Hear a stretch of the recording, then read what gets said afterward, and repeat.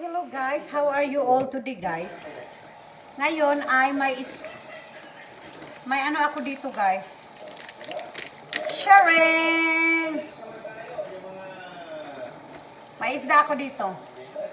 Gawin ko itong paksiw. Napaka stink niya guys. Wala si Richard dito kaya okay ito na ano ko, i-defrost ko ito. Tapos prituhin ko na lang siguro. Gusto ko sanang magpaksiw guys. Pero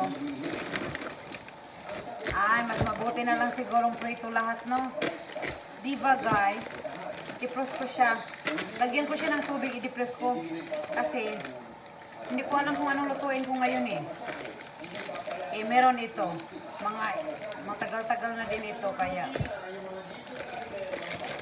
lutuin natin guys.